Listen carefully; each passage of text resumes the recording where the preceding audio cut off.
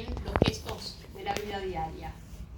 Osteocinemáticamente hablamos que hay una flexoextensión, eso es un movimiento de balanceo, era el movimiento del hueso en el espacio, que lo que voy a hacer en la flexión es balancear el antebrazo con respecto al brazo, ¿sí? En una cadena cinemática abierta. Es un balanceo. Ahí observamos la extensión y la flexión. Los límites que va a presentar la flexoextensión. El ROM es el rango articular. Partimos de una posición anatómica de 0 y llegamos a 140 activos y si aplicamos una carga externa, 160 pasivos. Ahí observamos el contacto de las masas musculares que me van a limitar la excursión. En la artrocinemática, tanto la articulación húmero-cubital como húmero-radial son convexas. Teníamos la convexidad de la tróclea y la convexidad del cóndilo en la paleta humeral, y la concavidad de la cúpula del radio y la concavidad de la cavidad sigmoidea. Entonces se van a comportar como convexas cóncavas, ¿sí? Lo que dejamos quieto, si dejamos quieto el húmero, ¿no?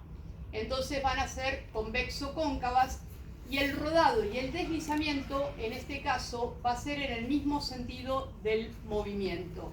Fíjense, si estamos haciendo una flexión, rueda y desliza, ¿sí? Hacia las superficies articulares intrínsecamente. Es en el mismo sentido. Y desde la miocinética, como yo siempre, la flexoextensión, ¿en qué plano es? Sagital. El eje, laterolateral. Todo lo que pase por delante del eje, flexor. Todo lo que pase por detrás, extensor. No hay muchas estructuras en la flexoextensión del codo, ¿sí?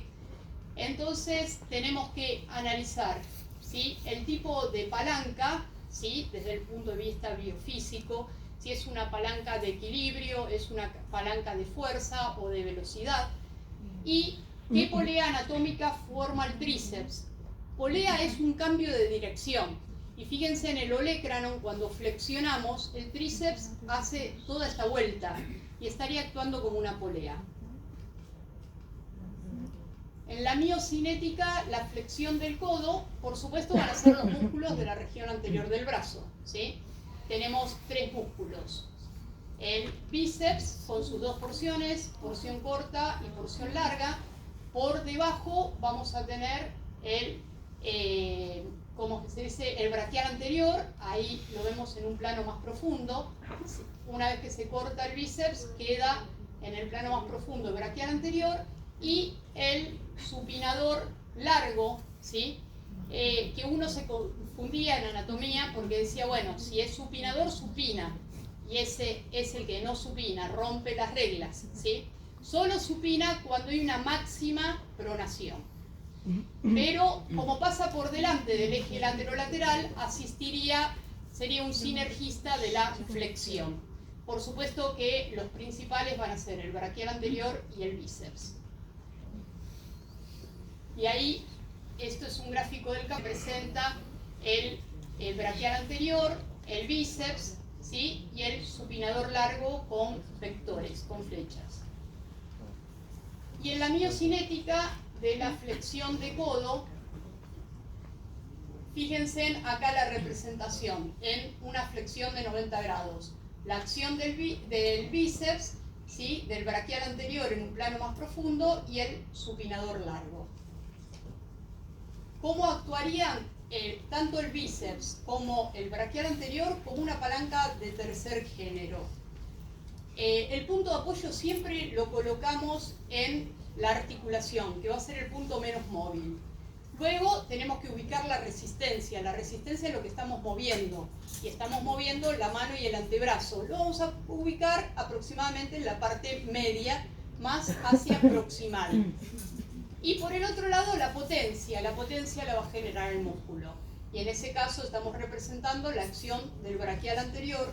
Y como la potencia queda en el medio, esto representa una palanca de tercer género, ¿sí? Es una palanca que va a equilibrar, ¿sí? generando mucha velocidad. La miocinética, la extensión del codo.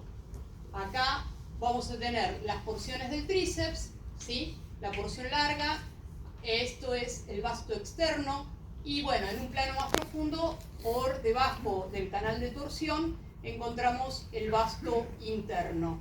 Y fíjense en las relaciones de acá, del vasto externo o porción externa y la porción larga con respecto al redondo mayor y al subescapular.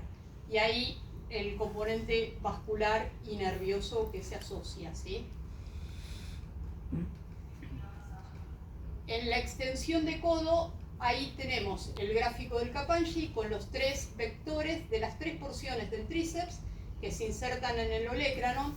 También tenemos que agregar un músculo de brazo en la cara posterior, que es el anconium, que lo que hace es estabilizar la articulación.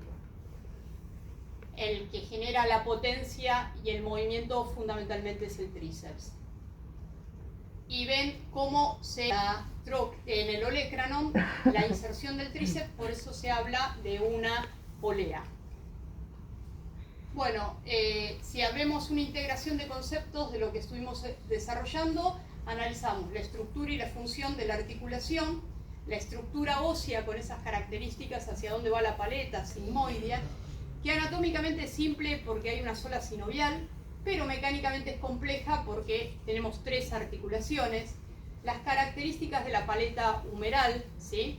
Las características del cúbito valgo, que es el ángulo de carga, la estructura ligamentaria, los reparos óseos, la estabilidad articular, el ROM de las actividades de la vida diaria que iban entre 30 a 130, el análisis osteocinemático, que es un balanceo, la artrocinemática, que en cadena abierta es convexo-cóncava, y la miocinética, que tenemos que analizar los músculos flexores y extensores. Bueno, cuando... ya estábamos terminando, pero no. Ahora seguía. 2 más, ya termino. La evaluación de la movilidad en las unidades biomecánicas. Todas las unidades biomecánicas dijimos que era el conjunto de estructuras que hacen posible el movimiento. Entonces, tanto en el codo, en la muñeca, en todas las articulaciones del cuerpo, vamos a evaluar la movilidad, porque si no evaluamos la movilidad no sabemos ni por dónde empezar como kinesiólogos, porque tenemos que rehabilitar el movimiento, chicos. Entonces, primero tenemos que saber cómo se mueve. Y va a depender del tipo y género articular, por supuesto. Por eso es tan importante que sepan si es una diartrosis, si es una sinartrosis o una anfiartrosis, ¿sí? Por el otro lado, el género, porque según el género, la morfología, y según la morfología, los planos en que se puede mover. Los grados de libertad van a estar determinados por el género. Los grados de libertad dependen de la cantidad de planos. Si se mueve en un plano, decimos que tiene 1 grado, 2 o 3. Y evaluamos 2 tipos de movilidad en las unidades biomecánicas, que ya lo mencioné. Por un lado es la movilidad pasiva, ¿sí? En la movilidad pasiva yo estaría evaluando de los componentes de la unidad biomecánica el componente osteoarticular. Si la cápsula y los ligamentos me dejan mover la articulación, ¿sí? Y el tejido conectivo, que puede generar tensiones y me puede limitar. Pero cuando lo hago activamente, ¿qué estaría evaluando de los componentes de la unidad biomecánica? El neuromuscular. Ahí tenemos la movilidad activa, el componente osteoarticular, el componente del tejido conectivo y el componente neuromuscular. Como kinesiólogos tenemos que saber qué estructura es la que está lesionada para poder determinar qué técnica tenemos que hacer. Que tenga limitado el movimiento del codo, como yo siempre digo, se da cuenta hasta Doña Rosa. El tema es hacer un análisis y determinar cuáles son las estructuras que están dañadas. Y en base a eso decidir la técnica correspondiente. El caso clínico que les presento es sencillo. Un paciente se cae, ¿sí? Fíjense en el codo, está en extensión. ¿Qué esfuerzo va a recibir el miembro superior? Compresión. Compresión. ¿Está? Bueno, En la anamnesis nos dice esto: tengo un dolor de hombro derecho y en la cara interna del codo. O sea, por un lado tiene la unidad biomecánica del hombro, que a algo le pasó, y por el otro lado la cara interna del codo, ¿sí? Tengo que saber qué estructuras hay ahí, porque si no sabemos la estructura no sabemos qué puede estar generando ese problema. Por el otro lado, la limitación de la movilidad al lavarse la cabeza y al peinarse, me refiere. Antes que yo le evalúe, yo le pregunto, ¿qué movimientos no puede hacer? Y me dice, no me puedo lavar la cabeza ni peinarme. Intenten de lavarse la cabeza y peinarse acá, sin agua, ¿no? ¿Qué hacemos? A esto, hacemos esto. Y entonces, ¿qué movimiento va a estar limitado? Ya me lo está diciendo el paciente, la abducción. ¿Está? Y por el otro lado, me dice que al extender la muñeca, al extender el codo, tiene dolor en la cara interna, ¿sí? En la cara interna, ¿qué reparo óseo teníamos acá? La epitróclea, ¿sí? Y ahí, ¿quiénes se insertan? Los músculos epitrocleares, ¿sí? Que son 5, ¿sí? El primer plano y el segundo plano de la región anterior del brazo, ¿sí? Pronador redondo, palmar mayor, palmar menor, cubital anterior y el flexor común superficial de los dedos. ¿Qué función tienen en la muñeca? Flexionar. ¿Y cómo cayó la muñeca? En extensión. Los pudo haber estirado, más el impacto pudo haber generado esa tensión. Y por el otro lado, el dolor se inició por esta caída. ¿Está? Entonces, nosotros tenemos que ir analizando. Y en el hombro, ¿qué pudo haber pasado si la persona se cae sobre la mano? Con este espacio, ¿cómo se llamaba? Subacromial. Si cayó con la mano, ahí impactó. ¿Qué pasó con ese espacio? Compresión. O sea, uno va haciendo hipótesis. Por supuesto que después tenemos que evaluar al paciente. Pero en la anamnesis, nosotros ya tenemos que ir interpretando. No me puedo lavar la cabeza, no me puedo peinar y no está haciendo una abducción correcta. Estamos todos de acuerdo. Y entonces después, sí, le voy a pedir que haga la abducción en el plano de la escápula, como para no lesionar más nada, ¿sí? Le voy a pedir las rotaciones, le voy a pedir la flexión y la extensión, pero uno en la anamnesis ya tiene que ir haciendo una hipótesis de cuáles son las estructuras que se lesionaron, pero por supuesto sabiendo la anatomía y relacionándolo con la biomecánica. Si no, vamos a decir, este paciente viene con dolor de hombro y no sabemos qué hacer con él. Por eso, siempre pensemos qué estructuras estarán comprometidas. Y ahora sí, muchas gracias por